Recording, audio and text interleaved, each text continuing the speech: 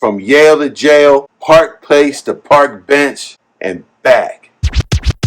Testimony, homie, get to know me. You don't know how low God had to go to get me, homie. I was married to these streets and she left me lonely. Now I marry these beats to my testimony. These are some stories, man. These are the stories of my life, yo. Why don't y'all join me?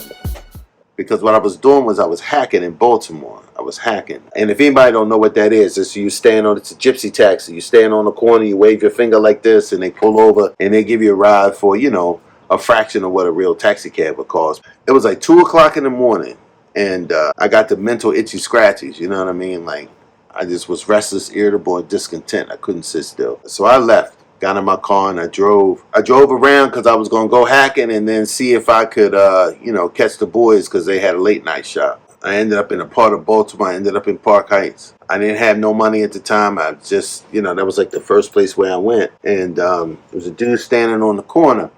And, you know, he was, you know, like he wanted a ride. So I stopped and picked him up and told me drive around the corner. I took him around the corner and when he got out the car, there was a dude that came to my window because it was a real dark area where I was. And there was another dude that came to my window dressed in all black mask, black gloves, big black gun. He banged him. I went, bang! He hit my windshield. He said, don't do it. It ain't worth it. And me, you know, I had never really been in no situation like that before. You know. He said, open the door. So I opened the door, had my hands up in the air. He said, you know what this is. And he hit me in the face with the gun. Bang! He broke my nose. I had to have plastic surgery.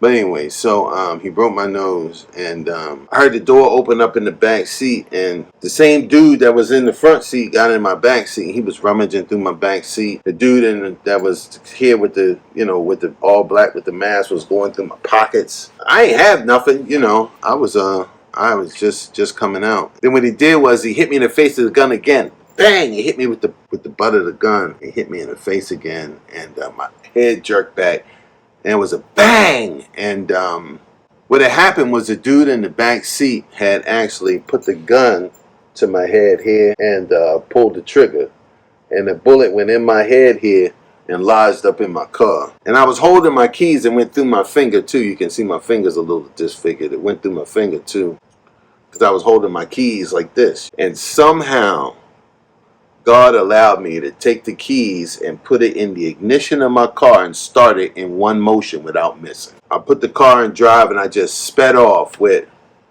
all of my doors open. Later, we found out that they fired 21 shells at me as I drove away. I drove over the curb and down around Mondawmin, down Monroe Street. I remember looking at my windshield was covered with blood. It was just, oh my God, I couldn't see. I remember saying, God, please don't let me die. Please don't let me die. I'm speeding down. He allowed me to get to Bond Secure Hospital to the like emergency room thing, the little circle there. I pulled in where the ambulances pull in, and I got out the car, left it all open and everything, and banged on the emergency room door. And when the doors opened, I collapsed on the floor. When I came to, there was a bunch of detectives around me, and they had called my wife, who I hadn't talked to for a long time. I'll share that story later, but I hadn't talked to her in a while. And she was there, my dad, and the doctor was there, and he had a piece of paper rolled up in his hand. He said, son, I don't get to talk to gunshot to the head survivors very often. He said, you understand that? I said, yes, sir. He said, if the gunshot bullet was a little to the left, we'd be having the same conversation about you, but without you. You understand? And I said, yes, sir. He said, he unrolled the piece of paper. He said, the thickness of this loose leaf piece of paper. If the bullet was to the left, this thickness of this piece of paper, you wouldn't be here. So I know that God has saved me for a purpose, man. And I believe that that purpose is to share with you. There is hope, yo.